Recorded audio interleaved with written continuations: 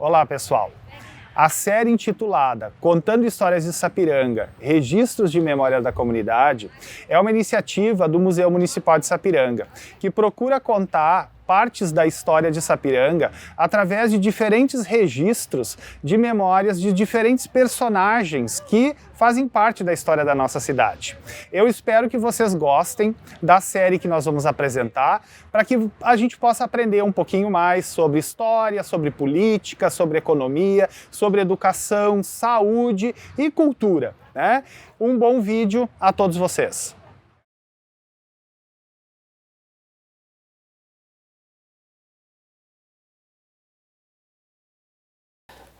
Eu sou Marli Loz, funcionária pública há 37 anos. Estamos fazendo um documentário para registrar a presença de algumas pessoas e fatos importantes que ajudaram a alavancar o crescimento de nossa cidade. O diretor do Museu Municipal, o Dr. Daniel Guever, foi um grande incentivador desse projeto e sempre colabora em todos os sentidos para que ele atinja o objetivo, que é proporcionar às pessoas um entendimento maior do que foi feito e como foi feito a formação da sociedade como um todo. Hoje, nós vamos falar sobre as etnias que ajudaram a alavancar também a cidade. Porque, apesar de sermos considerados uma sociedade essencialmente germânica, sabemos também que os índios e os negros foram de fundamental importância para que a cidade também crescesse. Hoje temos a presença do senhor João Carlos Marcelino, filho do senhor João Francisco Marcelino e da senhora Maria Ercília Marcelino. Ele é microempresário no ramo metalúrgico, de uma família de 10 irmãos vivos, que traz uma rica história de como viviam os negros no início da formação da nossa cidade. E é de fundamental importância que saibamos também dessa parte, porque é parte integrante da história de Sapiranga.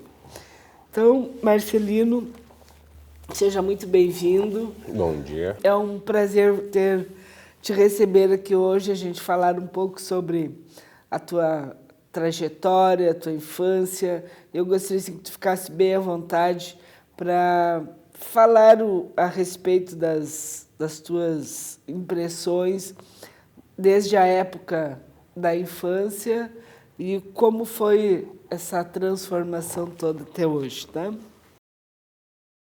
Mudou bastante, né? Por causa que hoje eu sou uma pessoa aí sou nativo de Sapiranga, né? Eu nasci em Sapiranga. Hoje eu estou com 62 anos, né? Então, desde que a gente se conhece por gente aí, 55 anos, 56 anos atrás, Sapiranga era bem aquém do que é hoje, né? Então, até pela própria... até não diria assim pela aceitação assim, da cor, né? Mas pelo fato assim, de existir muito pouco negro, né? Existiam poucos, né? Existia muito pouco. Sapiranga era uma cidade realmente, uma cidade germânica, né? Por ser próxima de Novo Hamburgo, ali ser fundada Novo Hamburgo, São Leopoldo, pelos imigrantes alemães, né? Então a gente era uma minoria, muito minoria, assim, e parecia uma espécie, assim, onde chegava, assim, chamava muita atenção, sabe, né? Então, tu ia na escola, tu era o único negro que tinha, né? Tinha um ou outro. Então, tu era aquela sementinha preta lá no meio daquele... Era o feijãozinho. Feijãozinho no meio daqueles algodão lá, sabe? No meio do arroz. Então, eram umas coisas assim tão... Chamava atenção, assim, coisa, e tu era... E, infelizmente, assim, o teu fator, assim... aquisitivo, assim, teu fator financeiro, assim, contava muito, assim, a gente era muito pobre, né?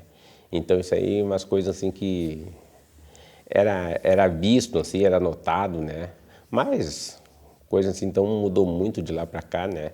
Uma cidade que tinha bastante serviço, mas eu me lembro que na época dos meus irmãos mais velhos, assim, não conseguiram, não tinham acesso, assim, a trabalhar em fábrica de calçado, sabe? Eles não empregavam o negro, em virtude de... Na fábrica de calçado não empregavam o negro? No começo, assim, era muito restrito, sabe? Por ter uma mão de obra, talvez, em abundância, né? Então, existia. Tinha o clube 19 de julho ali, que hoje está parado ali, estão mudando ali, negro não entrava, né? Então, era muitas coisas assim, não era só Sapiranga. Tanto é que Novo Hamburgo tinha a sociedade lá, Cruzeiro do Sul, lá, sabe, que surgiu lá, né? Depois os blocos de carnaval lá, a Princesa Isabel, lá no morro, lá Novo Hamburgo também, sim, sabe? Então, mas essa página eu não sabia que no Clube 19 não podia entrar negro. Não podia entrar, sabe? Era muito... A coisa era muito seletiva, sabe, né? Então é muito mais raro. Mas sempre, depois que eu me conheci mais por gente que eu vi, sabe? Assim, quando eu cheguei na minha idade já de jovem, adolescente ali, eu ia no clube, né? Mas eu tinha muita amizade com o porteiro lá, com o senhor Ardir, né? Então eu engraxava sapato no cinema, ele engraxava sapato comigo lá, né? Então eu ia lá no clube lá, eu podia ir e me deixava entrar, sabe? Mas sempre assim com muita restrição, sabe? Tinha que estar muito bem arrumadinho, coisa assim, senão não deixava entrar, sabe, né? Então eu já tinha que chegar assim para poder entrar, sabe? Senão não entrava, sabe? Então, mas ele deixava porque era ele que estava na porta ali, não sei o que. Então sempre tinha amigo do fulano ali, deixa esse aí passar. Então era coisa assim. Tinha o QI já naquela época. Que era umas coisas muito pessoal, né? Me diz uma coisa, o teu pai, ele chegou a trabalhar ele trabalhava na Tafona, Na né? Tafona dos Klein ali. E moramos muitos anos nas terras deles, né? Meu pai também é nascido aqui, na redondeza aqui de Sapiranga, aqui, sabe, né? Ele era nascido aqui, a gente era uma família realmente tradicional de Sapiranga, sabe? E aonde que... tu pode me contar assim, um pouquinho da onde que vocês moravam a princípio? Aonde que local hoje temos de importância lá no... Eu nasci ali no parque. Nas terras onde era o parque? Nas terras onde era o parque ali, que era as terras dos Klein ali, sabe? Daí tinha um campo ali, passava a linha de trem ali. E nasci bem na beira do mato, lá onde é que tem aquelas escadarias agora lá, sabe? Tinha uma casinha lá, a gente nasceu lá, né? Que legal. E daí a Tafona era à direita, ali onde é que é ainda, agora ali é aquele outro centro de recuperação ali, sabe? Né? Sim. Então meu pai trabalhava ali e a gente nasceu ali, nasceu eu e mais uns 2, 3 irmãos meus. Daí depois ali, nós estávamos com 7, eu estava com 7, 8 anos, a gente foi lá pro Centenário, onde chamava África, né? Que era lá no fundo, lá. Pois é, tu me falaste que é lá no Kremelec. No Kremelec, né? Isso. Que é lá, então o local que chamavam de África era lá no Kremelec. No Kremelec, né? Daí, bem na descida do morro, lá a gente morava lá, sabe? Daí vinha pro colégio no Genuíno ali, tudo na pernada. A pé, lá do Kremelec lá do Kremelec pro Genuíno. Né? Meu... Naquele tempo não existia ônibus escolar, carro, passava um ou outro lá de vez em quando, né? Então a gente não tinha nenhuma bicicleta, então a gente vinha a pé, sabe? Dava 1h e pouco até o colégio e voltar, sabe? Mas e nem existiam, acho que, outras escolas para aquele lado lá. Não, só tinha o Genuíno, tinha o Duque, tinha, acho, o Colégio das Irmãs. O Colégio das Irmãs lá, daí tinha a Luterana lá, o São Mateus. E daí talvez lá pro Amaral, coisa assim, tinha outra escola, né? Mas a gente só conheceu o Duque ali, né? O Duque e tinha o pastor também ali na coisa, né? Ah, já tinha escola pastor. Isso. É que ela era numa casa, né? Isso, era bem pequenininha. Daí a gente estudava lá no Genuíno. Daí se estudou no Genuíno lá, daí depois eu estava com acho uns 12 anos, 11, 12 anos. A gente foi morar lá na São Luís, lá perto também nas terras dos Klein, né? Que eles tinham muita terra naquele tempo, né? Então, daí a gente foi morar lá, moramos lá na São Luís, lá, perto do colegião lá do Décio, acho que é o colégio. Do Décio, que é o colégio grande lá. Ali naquelas terras ali a gente morava ali, sabe? E como é que era assim, porque se a gente vê Sapiranga hoje em dia, o bairro São Luís é praticamente uma cidade. Naquela época devia ser bastante... Era chão batido vinha até a coisa ali, até a RS ali, sabe? Tudo chão batido. Tudo chão batido, um areião que do colégio ali do Matilde, acho que é ali no centro da São Luís, ali pertence ali, dali para baixo quase não conseguia andar de bicicleta de tanta areia que tinha, o areião tão grande que era. Se fosse uma bicicleta de pneu fino, então, não andava, né? Aquilo ali era uma tristeza. Eu me lembro que daí os carros que mais passavam eram os caminhões da pedreira, que lá na pedreira, pegar pedra lá. Porque a pedreira era ativa, isso, né? era ativa lá embaixo. Daí eu e o meu irmão, o Jair, né, a gente vinha para o centro em sábado de tarde, sábado de noite, ou domingo, vinha para o centro para ir no cinema, né, e coisa, né? E daí passava aquele caminhão da pedreira, dava de lá até chegar no asfalto ali, te passava 5, 6 caminhões por ti, sabe, né? Nossa. Pensa no pó que tu chegava, a gente usava naquela época um cabelo black, sabe, né? Mas aquilo chegava lá, assim, era só poeira, sabe? Parecia talco na cabeça. Então era complicado, sabe? Mas era tipo assim, era o que tu conhecia, né? Então era uma vida daí boa, depois de morar na São Luís... Daí eu fui com 25 anos, daí eu fui morar na Rua da Ladeira lá, onde eu moro até hoje, lá que daí meu pai tinha um terreno lá, daí a gente fez casa lá e foi morar lá, né? E tu vê como era difícil aquelas coisas. Eu morei ali no parque, morei lá no Centenário, daí morei na São Luís, né? Eu fui, que nem eu digo, né? Eu fui conhecer o mundo elétrico na minha vida lá na São Luís, né? Eu tinha 18 anos. Até 18 anos só morava em casa assim, que não tinha luz elétrica. Daí para estudar era com candeeiro, lampião, sabe? Assim que eu estudava, né? Estudava de noite. E o importante é que isso não te impediu de buscar conhecimento, né? Isso é Graças a Deus foi uma coisa, às vezes eu acho que vem com a gente, né? Eu sou filho de pai e mãe analfabeto, né? Daí, mas a minha mãe, o sonho dela era sempre, ela foi filha de criação, era de estudar. E daí como ela foi pega, uma família lá, daí a família que criou ela não deu estudo para ela, sabe? Né? Então isso ela colocou aquilo era uma coisa, meta que ela queria que os filhos dela, né? Que os filhos dela estudassem, sabe? Né? Então eu desde pequeno, assim, então sempre eu quis, não sei por influência dela, assim, coisa assim, mas eu sempre quis estudar, né? Eu comecei a trabalhar muito cedo, 9 anos, engraxar sapato, né? Para ajudar em casa, né? E daí com 12 anos eu fui para a fábrica de calçado trabalhar. E daí, mas eu sempre estudando, né? Então eu sempre dizia, né? Daí tive oportunidade depois no Reclã ali tinha que parar de estudar para ser auxiliar de contramestre, né? Para ficar, quer dizer, me promover, mas eu tinha que parar de estudar, que eu tinha que fazer serão, sabe?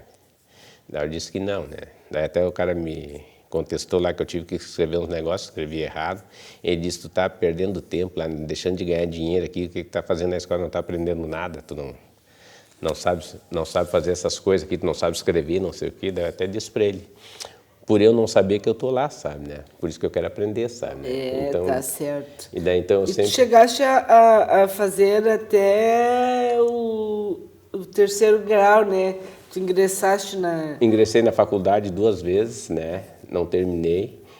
É uma coisa... Deixamos de ter um engenheiro mecânico? Isso, um engenheiro mecânico, eu tenho habilitação em engenheiro industrial.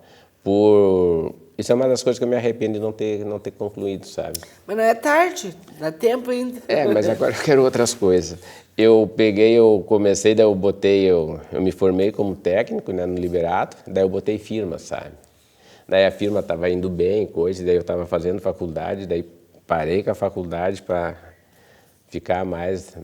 ter mais tempo para a empresa. Daí depois, mais lá na frente, achei que a coisa estava bem tranquila, daí voltei para a faculdade, sabe? E daí teve uns revés, daí depois tive que interromper de novo, daí depois eu não voltei mais, sabe? Isso, às vezes tem os entraves, né? E daí, então, isso foi uma das coisas assim que eu me arrependo assim de não ter feito, mas o mais assim, sabe, estou muito satisfeito hoje com a Mãe é maravilhoso, né? Porque senão, sem elas, a gente não estuda. A minha também sempre me incentivou Uma mãe é tudo, estudar, né? Estudar. Que conhecimento ninguém nos tira, né? E é o que eu passo hoje para minhas filhas, né? Que eu digo para elas, para os jovens assim que eu converso, né? Só o que vocês têm que fazer é estudar, sabe? Né? Porque não adianta.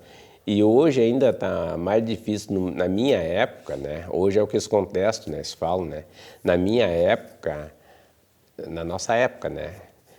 Quem tinha, não importava a tua graduação ali, né? Se tu tinha um doutorado, se tu tinha uma faculdade ali, tu era chamado de doutor, né? Não precisa ser doutorado. Não precisa ser. Então era garantia de bom emprego, de sucesso, isso e aquilo. Mas eu sei que tu conheceu também algumas figuras folclóricas aqui de Sapiranga. De Sapiranga, né? Gostaria que tu falasse um pouco a respeito destes ícones sapiranguenses. Sapiranga, eu acho que dos que mais se destacaram e que é destacado era o Fridolino, sabe, né? Seu Fridolino. Seu Fridolino Nossa. Era uma criatura do centro de Sapiranga ali, da Gema ali. Então ele era muito conhecido assim por ser uma pessoa também muito esclarecida assim, e um negrão com muita banca, né? Ele se vestia muito bem, não permitia de jeito nenhum que chamasse ele de negrão, sabe, né? Aquilo era uma grande ofensa para ele, sabe, né? E uma por ele falar um alemão assim muito... Ele falava fluentemente alemão, Falava né? fluentemente alemão, falava muito bem, até se gozava, né? Se dizia que o único alemão nato que tinha em Sapiranga era Fridolino, né? Porque ele falava e lia em alemão, né? E escrevia, né? Em alemão, né? Porque como o pessoal que veio para cá muito é da região de Hunsrück, né? Então falava muito dialeto e ele falava alemão clássico, né? Ele falava um alemão clássico. E era, então, um destaque... Falava e escrevia. E escrevia, né? Daí, então, coisa que a gente, depois de anos, ainda brincava, gozava com os pessoal ali da Feira dos Colonos, né? Então, eu dizia ali que o único alemão nato que existia em Sapiranga era o Fridolino. Porque aquele fadão, eu dizia para eles ali, né? Que se tu fala alemão, mas se tu não escreve, não lê em alemão, tu é alemão de capoeira, sabe? Né? Porque tu não sabe. Ele era autêntico. Ele era, então, né? Então, o resto eu dizia, vocês são todos alemão de capoeira, sabe, né? Daí, então, o Fridolino era muito... E era uma figura, assim, por ser folclórica mesmo, né? Ele tinha os episódios dele, assim, ele era apaixonado por futebol. Era um colorado, assim, nato, assim, Deus o livre. Ele treinava... Colorado da Gema. Ele treinava o juvenil do Sapiranga, ali, a gurizada ali. E ele era tão dedicado que eles concentravam os guris na casa dele, sabe? Fazia Na casa dele, assim, lá que não tinha lugar. Daí fazia janta para os guris, fazia mocotó lá, fazia sopa. Então, e pegavam muito no pé dele, né? Então, se deitavam muito, assim, no coitado Fridolino. Daí ele pegou, tanto é que ele era tão colorado, aí teve um episódio lá que o Mico Jardineiro, o Maneca, os caras lá que corriam com ele, que jogavam com ele, ali que ele treinava, né? Daí pegaram e aprontaram para ele.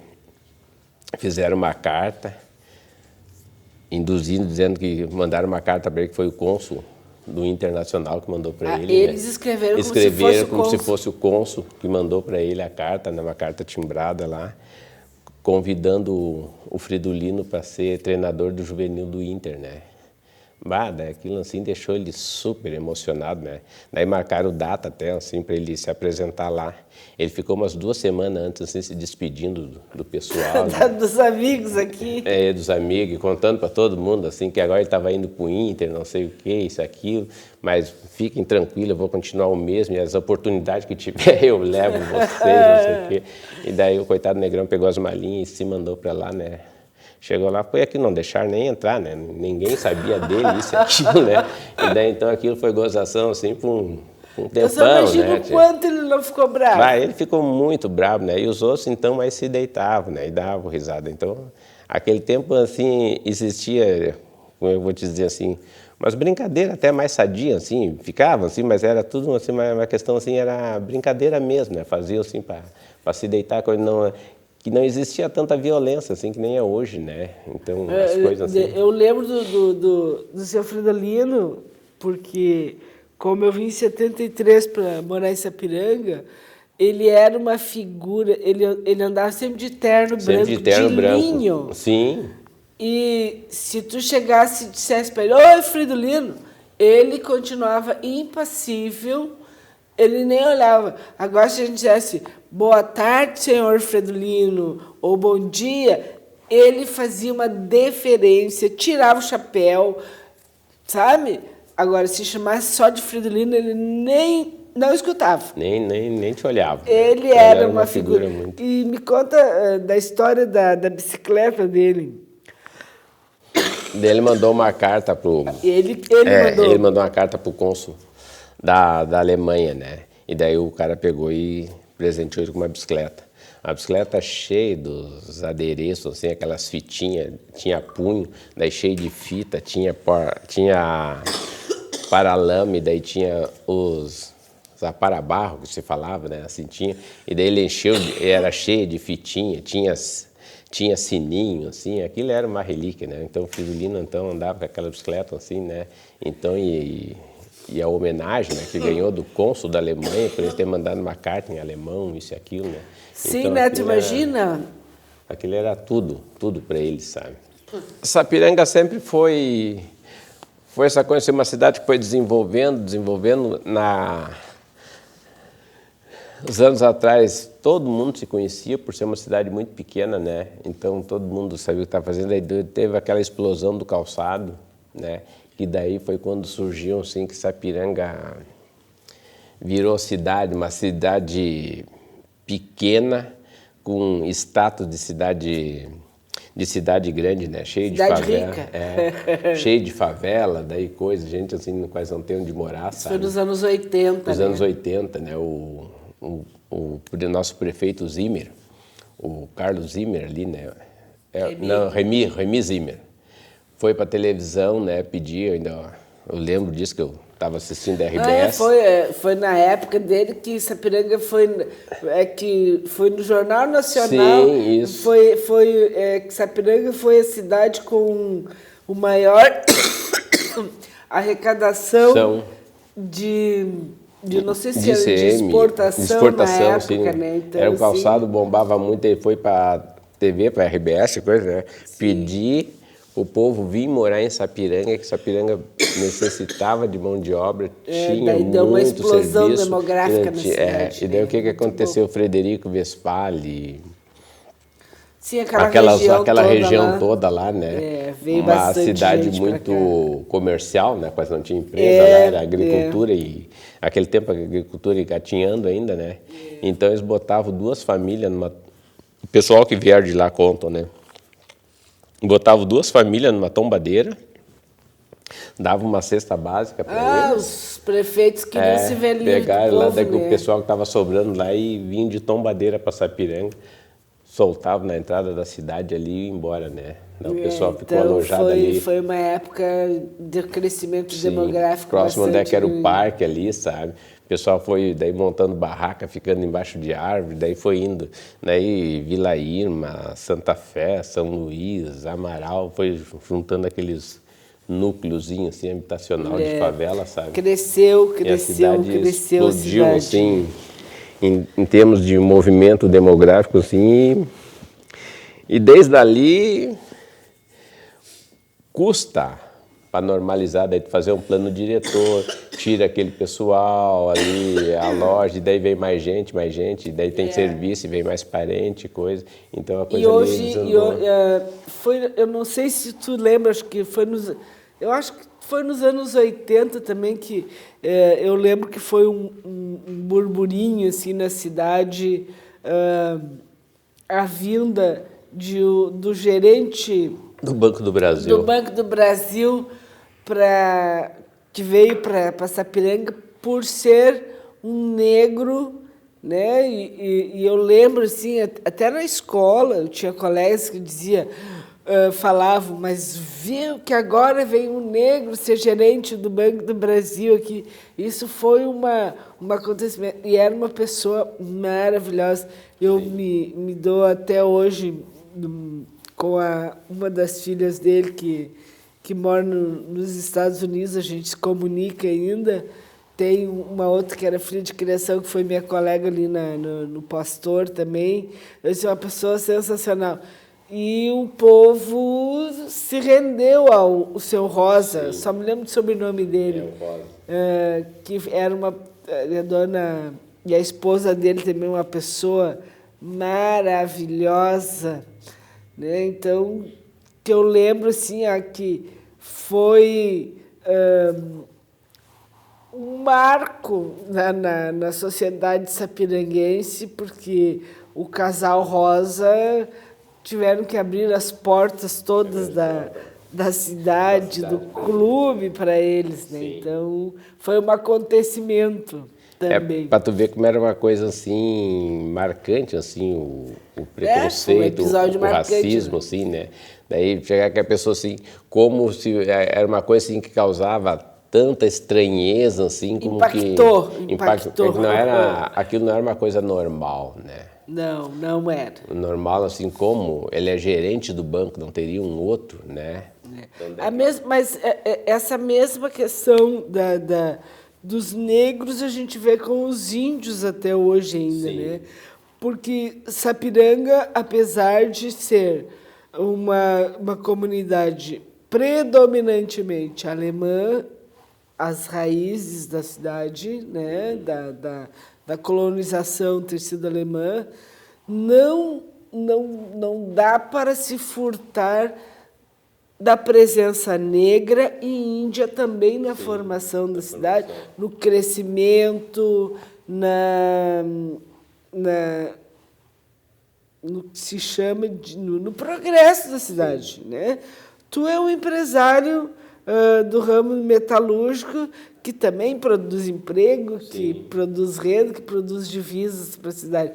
Então, é lógico que a predominância alemã é notória, mas nós não podemos esquecer também dos negros da minoria, índios, né? que fazem parte da etnia sapiranguense, né? Um prazer enorme.